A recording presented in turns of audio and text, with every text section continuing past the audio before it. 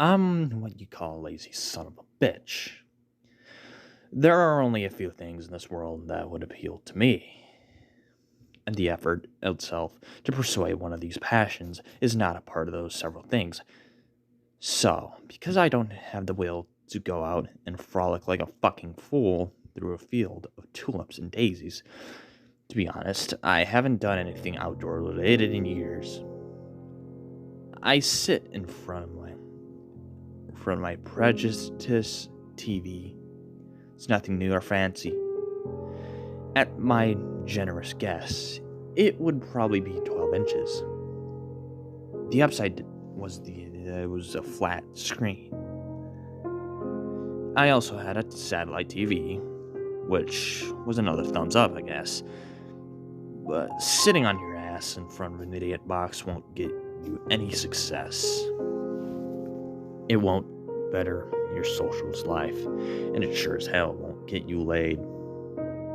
But it has shown me many awful things that I'll be able to keep with me.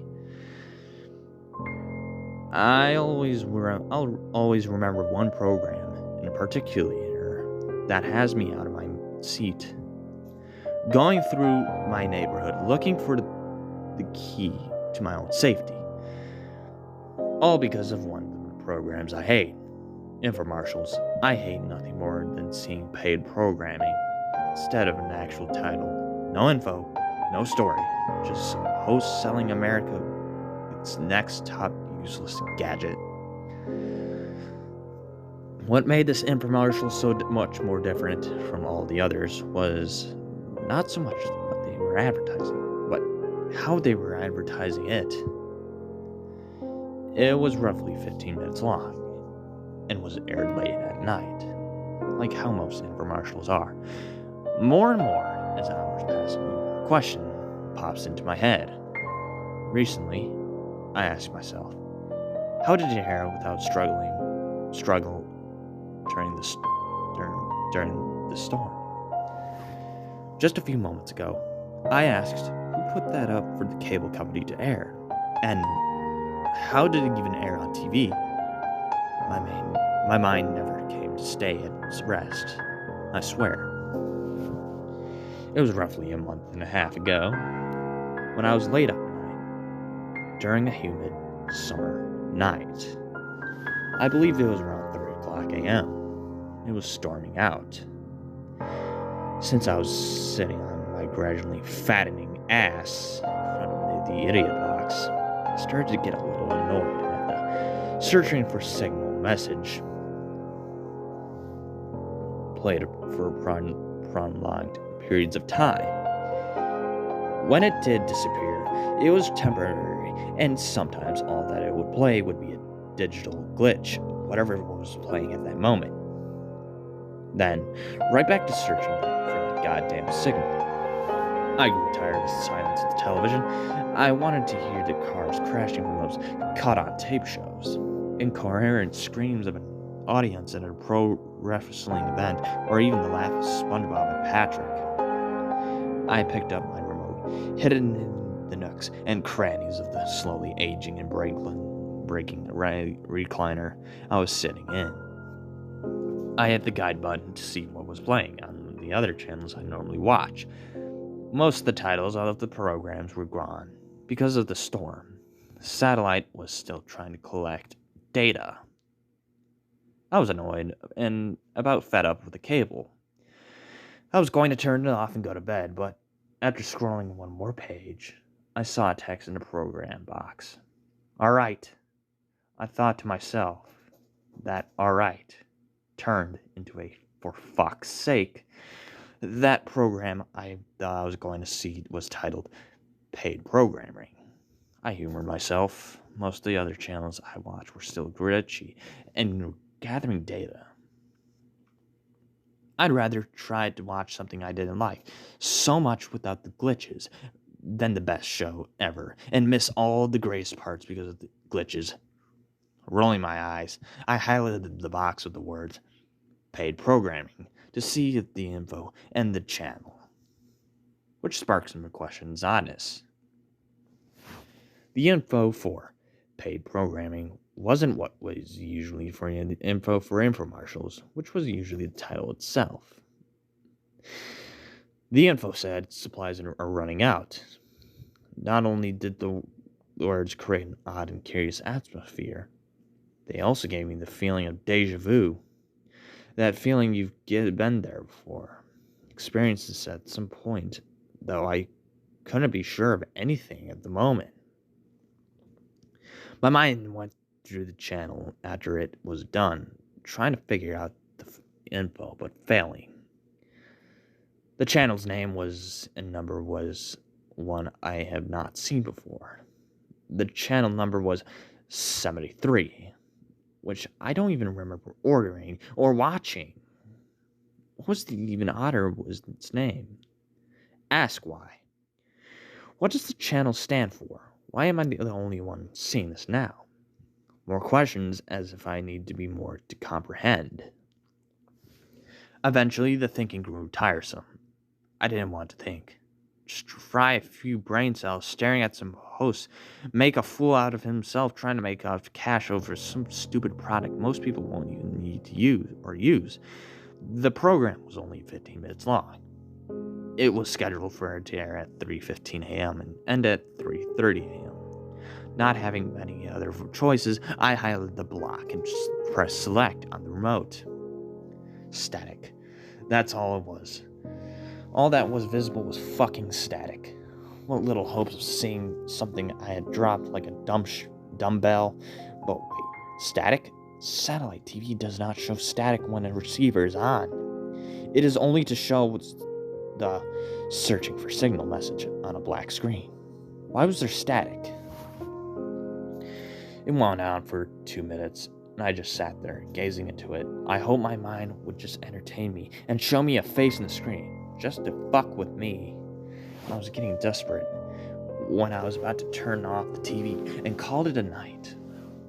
The loud white noise stopped, and the sound was very faintly remembered, played in my head. Like I know it somewhere. More deja vu, more stuff to think about. And I thought you fried your brain watching this shit. I focused my attention back on the TV, and it appeared to be a bog, or some swamp of some sort. Bullfrogs, booming voices could be heard. Dragonflies could be seen, as well as the little lily pads in dirty, muddy water. I took no more notice of the scenery, because it seemed to hold a sacred place in my mind. I paid no attention to the mumbles of the voices in the backgrounds of the shot. It was 3:18 when an Indonesian man stepped in front of the camera. Finally, something was going to happen, only to be bullshitted again for another minute.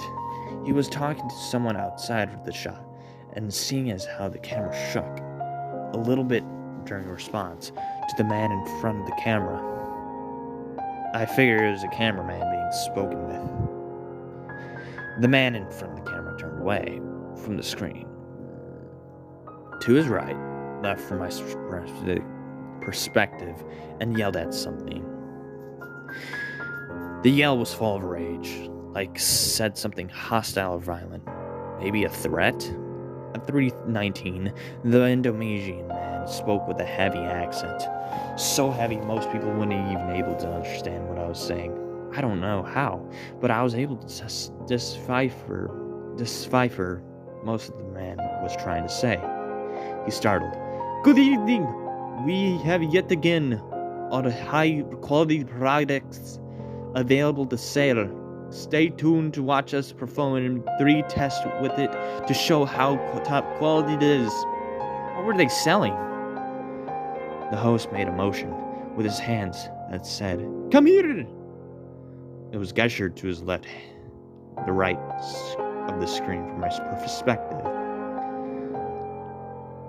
At 3:20, a large alligator appeared. It had jagged and rough-looking skin, and its teeth looked like they had been sharpened with a hard mineral. It wasn't something out of a horror movie. It wasn't that creepy, though, because of all the deja vu moments. I felt like this could be very well a part of them as well. At 3:21, the host said, Okay, first, we will test the quality of this creature's skin. His hand reached up above the view of the camera, and he was handed something. Bringing it back into the view, we see it as a sharp, serrated blade, with absolutely no expression of fear whatsoever. The host casually walked up to the gator like it was some sort of domestic pet. My heart dropped as he began to saw at the skin of the gator, very oddly and predictably.